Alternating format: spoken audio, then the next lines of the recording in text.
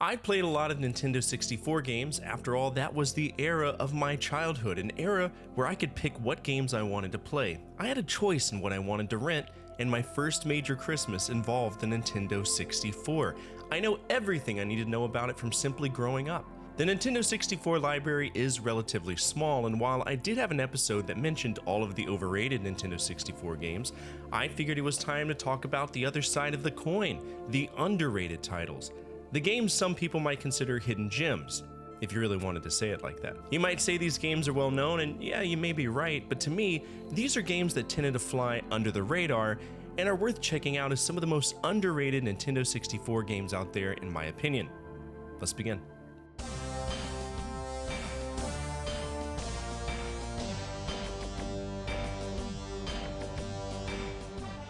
You know, when I see the 3DO company, I laugh because for every good game they developed, it was overshadowed by the biggest cuck-up in the history of gaming.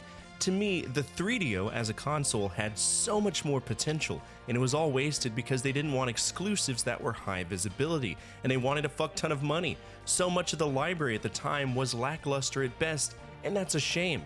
I do have 3DO games I love, but again, the majority of the library is lacking.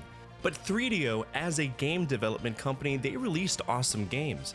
The one that comes to mind to me is BattleTanx, and it could be argued that the sequel BattleTanx Global Assault is equally as fun. The plot involves a virus that took out 99% of the female population on Earth, and guess what? Horny dudes view women as a commodity. They're called Queen Lords, and our main character Griffin Spade had his side chick stolen by the federal government. So what does he do? He steals a tank and travels across the country fighting other gangs with his tank! Hell yeah, brother! The story is stupid and unbelievable, but the amount of fun you'll have if you check out this game will be more than enough to justify it being on this list. Just make sure you don't play the Game Boy version, that game is horrible. Also, if you have some friends, there are a variety of different multiplayer modes to check out, like Battlelord or Deathmatch. There's also a family mode and Annihilation. It's a solid Nintendo 64 game and was a guilty pleasure rental of mine as a kid.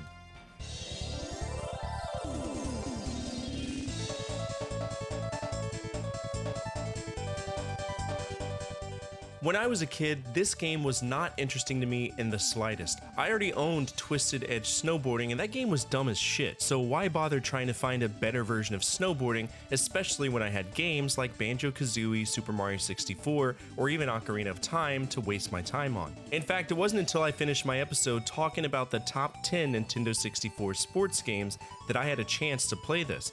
And in my opinion, both Snowboard Kids 1 and 2 are phenomenal snowboarding games, and they blow all of the competition out of the water. Yes, even 1080 wasn't as fun as this one. I guess what made it stand out is that in addition to just normal races, we could use items on other snowboarders, or shots if you want to call them exactly what they are. We have item slots too, so we can carry both an attack and a support item. It's tremendous fun, and I don't hear that many people bringing it up, which is a shame because it rocks.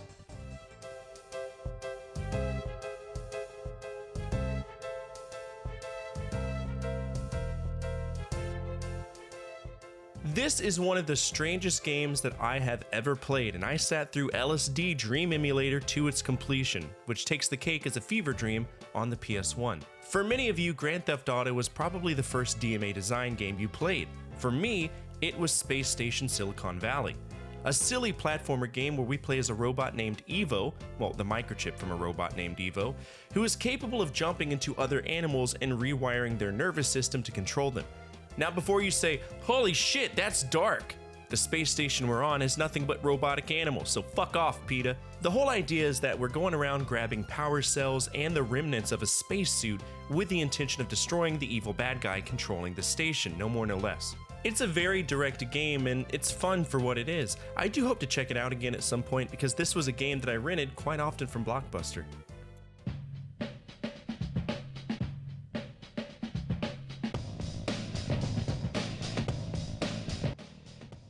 You might have heard of this game, you might have not. For those who know of this game, then you already know this game is on par with Need for Speed.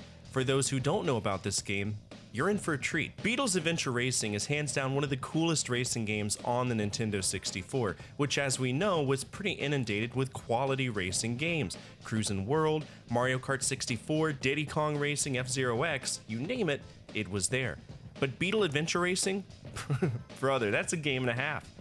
You could have up to 4 players, but the main racing tracks only allowed for 2, but if you had 2 other players, you could do the Beetle Battle. There's ways to unlock new cars and tracks. You get special cars for completing everything. You can earn continues, find hidden cheats inside of boxes. It's unfathomable how fun this game is. But I will say it frustrates me because this game runs well on the Nintendo 64. But Paradigm's second game was Aero Fighter's Assault on the Nintendo 64, which runs like shit. Could you imagine if Aero Fighter's Assault ran like Beetle Adventure? It would have been a solid competitor to Ace Combat 2. Oh well. The point is, this game is a wonderful racer and you should put it in your collection.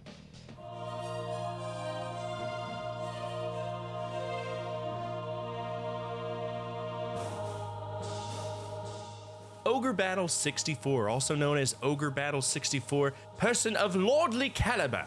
Yeah, this franchise is known for putting captions on their games. This is actually the second game in the franchise. The first is Ogre Battle The March of the Black Queen, and there was one more mainline game on the Neo Geo Pocket Color, Ogre Battle Gaiden, Prince of Zenobia.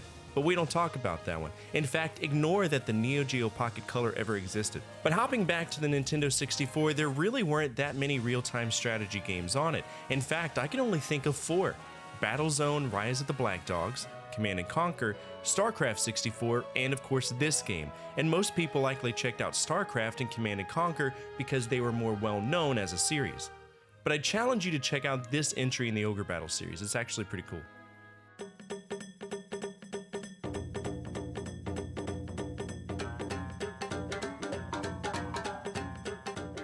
Ganbare Goemon, a franchise that Konami pooped out early in their gaming careers. In fact, Goemon's first game was in the arcades. It was known as Mr. Goemon, and if you haven't played that, you should. I believe I mentioned it in one of my 10 arcade entries. It's beyond fun, and as time moved forward, Goemon kept the same perspective, this weird side profile which was popular at the time, especially for action-adventure games. Most of the early Goemon games were built like this. Ganbare Goemon Karakuri Dochu, Ganbare Goemon 2, Ganbare Goemon Gaiden Kiera Ogan Kisaru, and Ganbare Goemon Yukihime Kishutsu Amaki, of which the last one I mentioned was The Legend of Mystical Ninja on the Super Nintendo. Now in America, we did not see many games in the franchise. There were only 2 released on the Nintendo 64, Goemon's Great Adventure and Mystical Ninja starring Goemon. But we'll talk about that one in a little bit. Goemon's Great Adventure returned us back to that side profile nonsense that the franchise was running on for so long, and many people liked it because it was a faithful continuation of the mechanics that made the series work. But to me, it felt more like Kirby 64, and I didn't like that game at all. If you want this particular game, you're gonna have to shell out some money. It's one of the more expensive Nintendo 64 games out there, coming in at about $300 loose. In fact, the only reason I own this is because my wife apparently bought it as a kid. True story. So one of the perks of getting with my wife? Expensive Nintendo 64 games.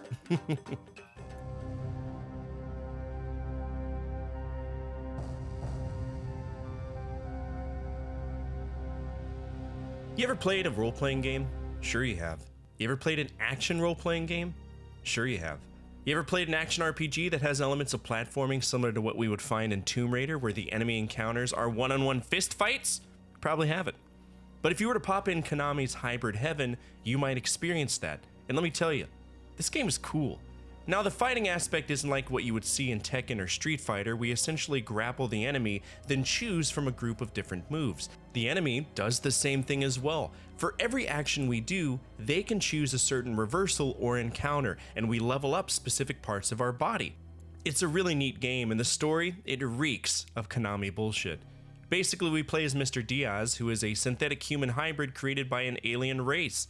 Diaz betrays his masters, who are trying to create a clone of the president's bodyguard.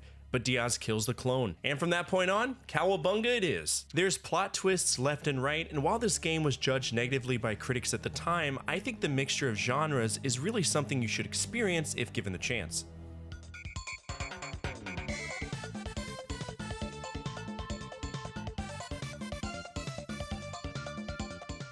I have to give an honorable mention to Chameleon Twist 1 and 2. Both of them are practically the same game, a sort of 3D platformer where we play as chameleons who use their tongues to travel across 6 different worlds. In the first game, we play as Davy, who's following a rabbit into a magical hole.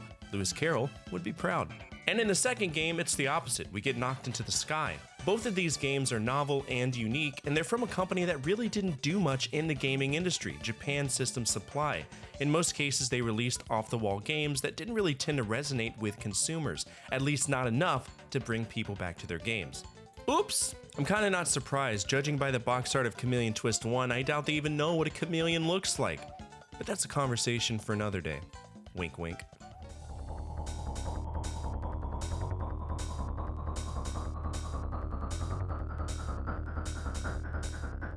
Racing games were always dope, because there seemed to be an infinite source pool of ways to represent it.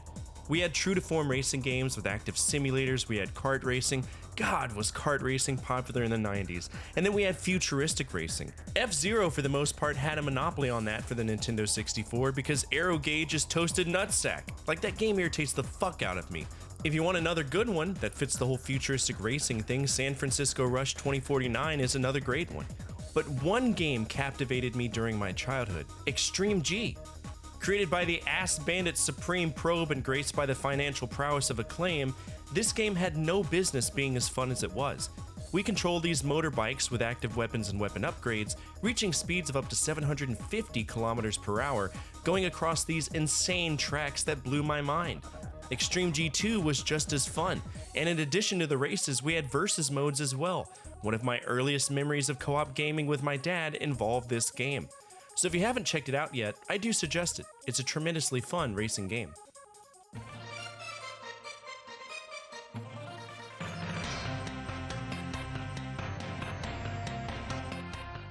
Alien Soldier, Gunstar Heroes, Dynamite Headdy, Light Crusader, these are all games you might know from a very unique company, Treasure, a company that consisted of people who were really tired of creating sequels for Konami. And guess what? For a long time, they didn't. That meant that we would have a new experience damn near every time we encountered one of their games. The one game I have never played to completion but always wanted to from them is Mischief Makers. This is another one of those games that you would go out to Blockbuster and hope you could rent, and it was fairly consistently rented out. It was very visually appealing, the backgrounds were 3D, the characters were 2D, it reminded me of the past run-and-gun games that Treasure was very well known for. It's a short game where we play as Marina Lightyears, a robot who's going off to rescue her creator. It is a short game, and if I recall, that was one of the big reasons critics hit it as hard as they did. In the game industry, short games equal limited replayability, but honestly, for what it is, it's fun. When you play as much garbage as I do, fun is good.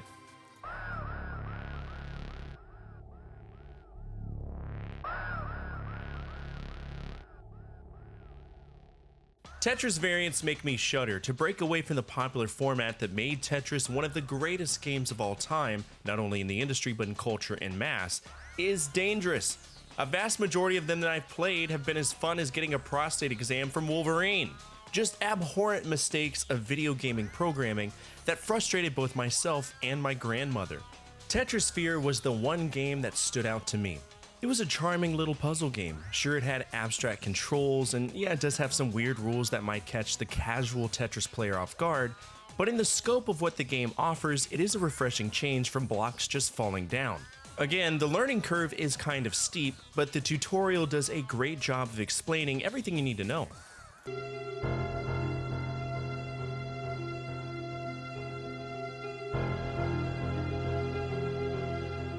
Yet another game from DMA Design. In my opinion, this one is a little bit more well known, at least in comparison to Space Station Silicon Valley. But I still don't hear that many people talking about it, at least in retro circles.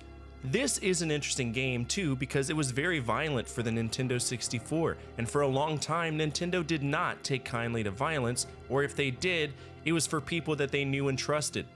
Like Capcom. Remember Bad Mustache Man's head exploding at the end of Blaster Master? Apparently Capcom can get away with it, but these newer devs, they would need to rely on another company, and in this case, it was Midway, at least in America. The whole idea of Body Harvest is that an alien race invaded and harvested the people of Earth for a long time, over like a 100-year period. Every 25 years after, they come back in intervals to erect these shields that keep people from leaving, and within these shields, they return to harvest the people. Makes sense, right? Our whole objective is to push back and or kill the alien invaders as Adam Drake, while also ensuring that the population isn't taken out. And this happens in real time. It's a very difficult game, because aliens will pop up out of nowhere, kill civilians, and should they kill 8 civilians, a super alien is unleashed to take you down. It's a challenge, but it's a fun one. There's weapons, vehicles, and if you enjoy games that are actually challenging on a console that didn't really maintain any challenging games, at least not in America, then feel free to check out Body Harvest.